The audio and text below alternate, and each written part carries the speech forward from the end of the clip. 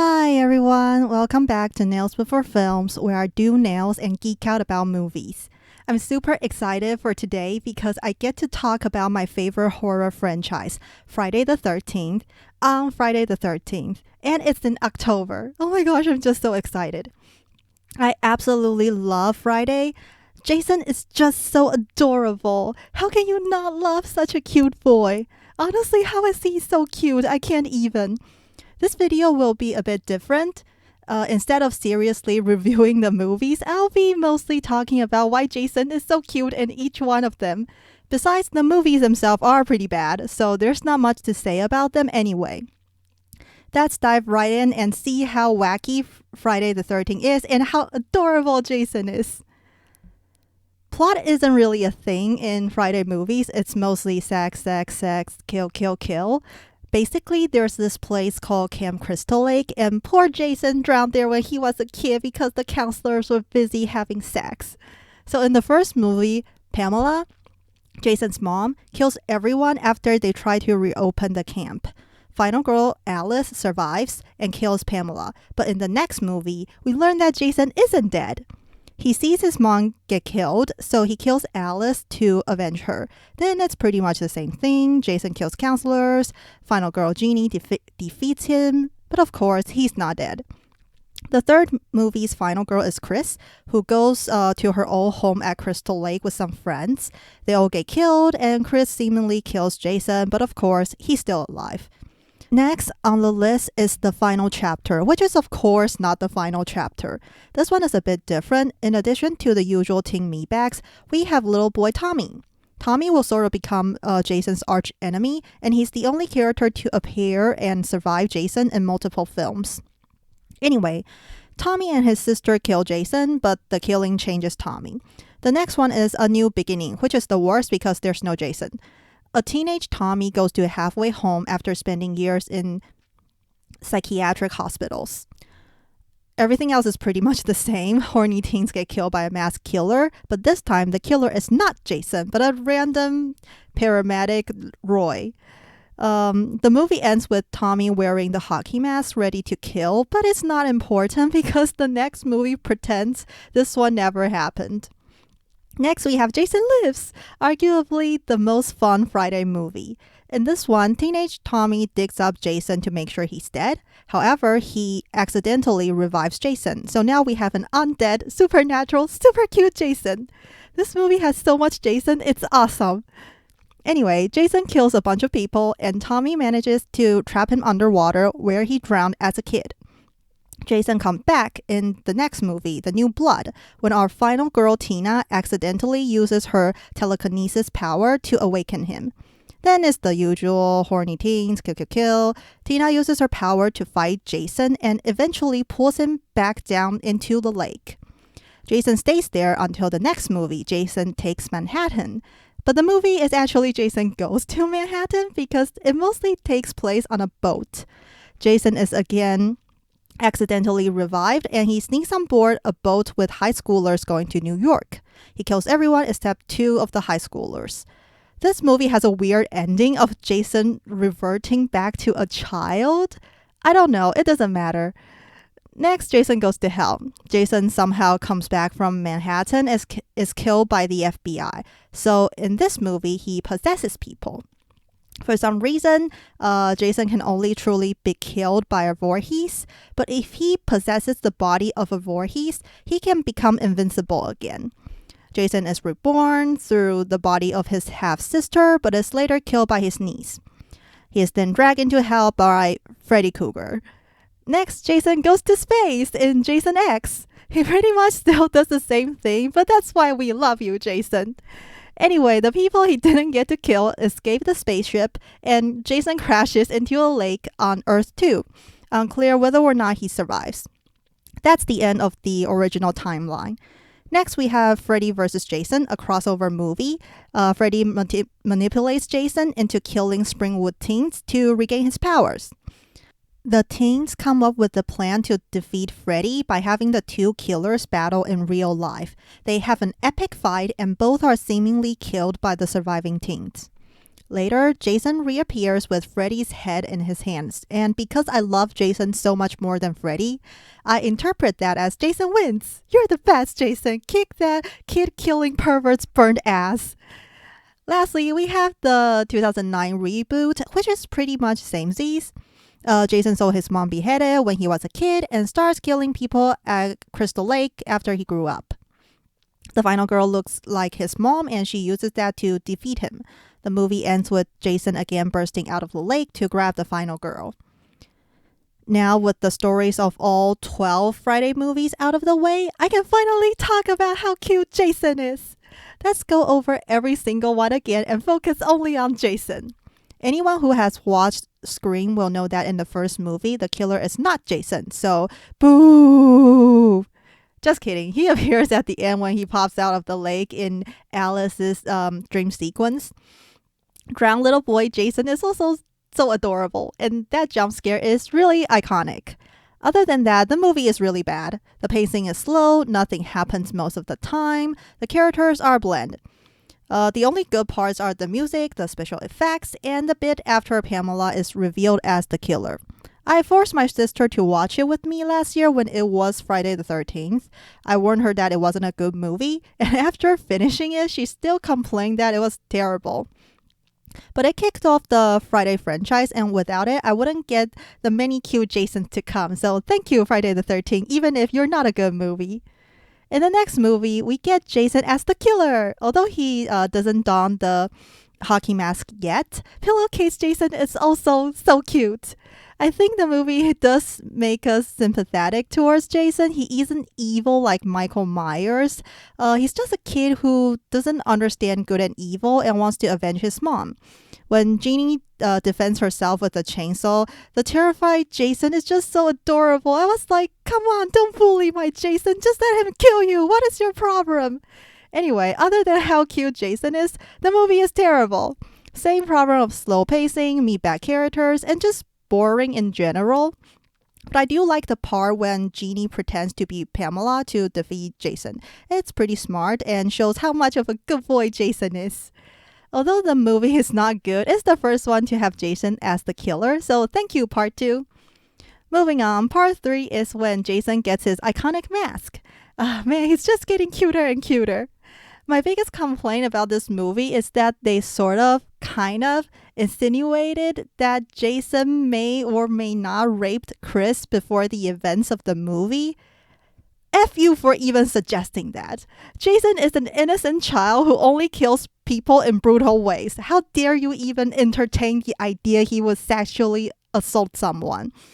I will burn that movie 1,000 times if they really went with that. Good thing they didn't.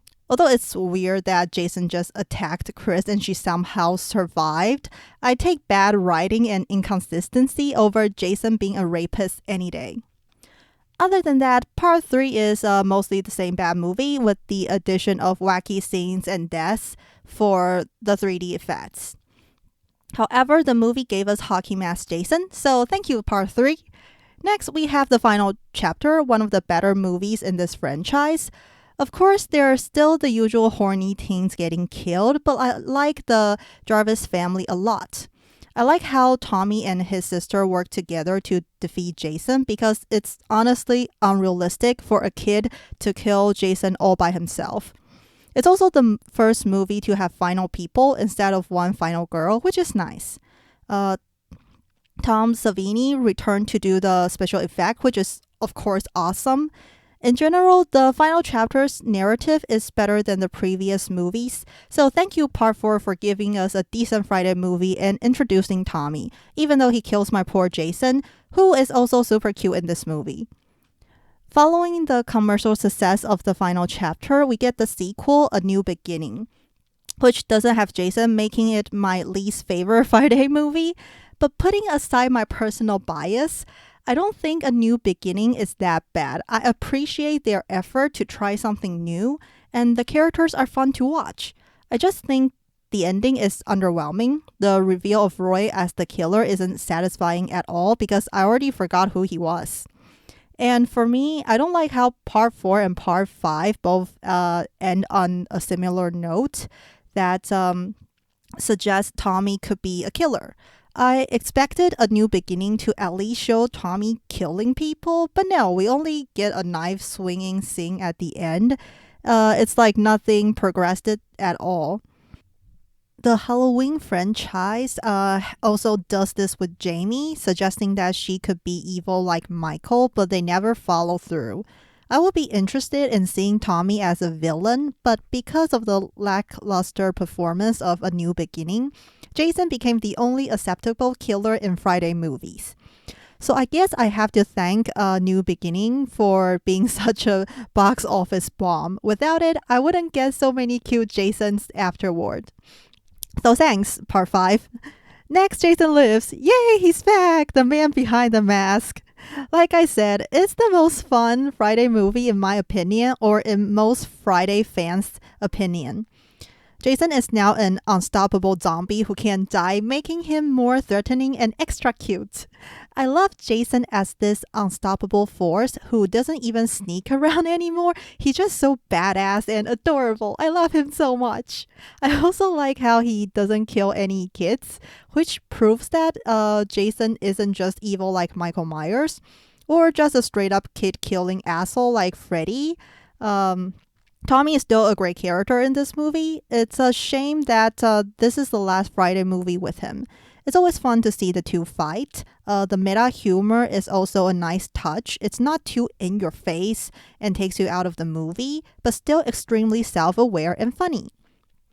The movies after Jason Lives all try to do something new with the franchise, which is something I appreciate.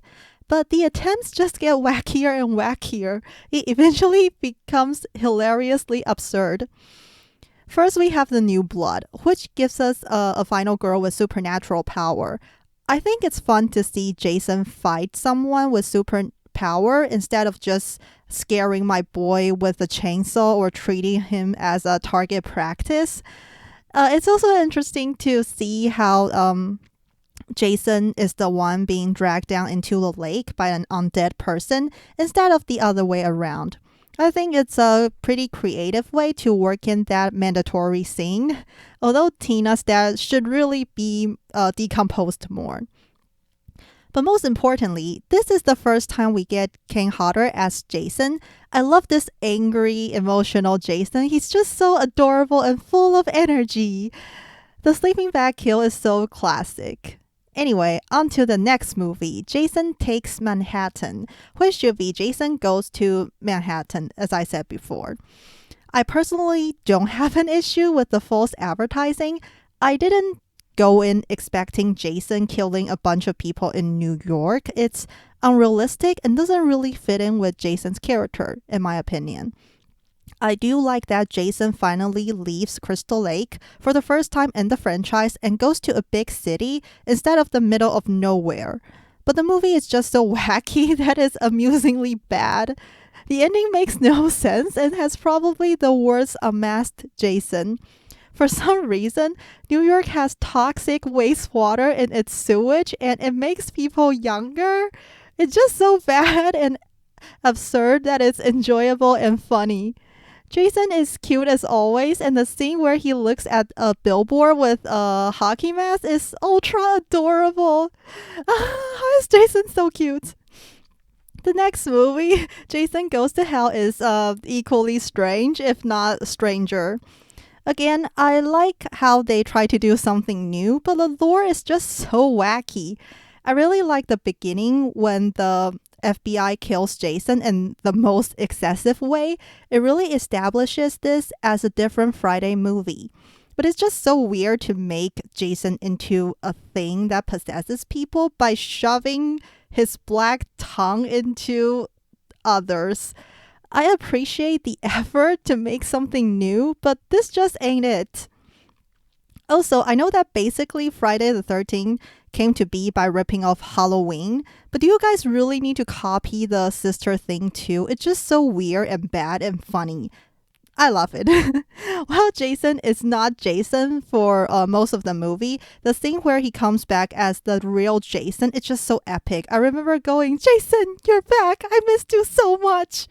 The next movie, the last one in the original timeline, is Jason X, and my Jason goes to space. Trust me, it's as hilarious as it sounds. I again appreciate their effort to justify why Jason goes to space, and it kind of makes sense, but nothing can make it not funny. I honestly think they stopped considering Friday as a horror franchise at this point. It's just how we can get Jason to kill people in the weirdest way, and I absolutely love it.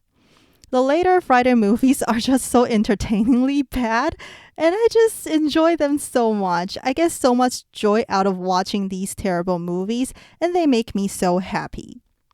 Anyway, back to Jason X. Uber Jason is super hot and cute. I absolutely love that design. All in all, I think it's a fitting finale for the original timeline and Ken Hodder's Jason, even though I still would have loved to see him as Jason in Freddy vs. Jason. Okay, now onto the crossover movie. It's fine.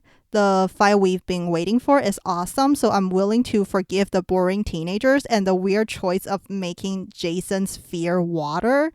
Seriously, Jason spends a lot of time underwater.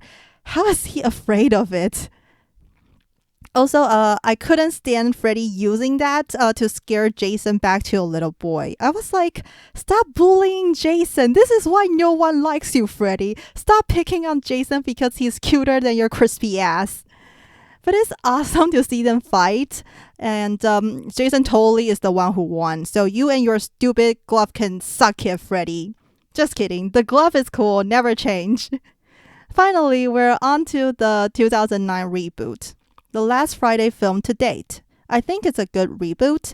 Although it didn't really add anything new, it didn't do any damage to the franchise like the Nightmare on Elm Street reboot did.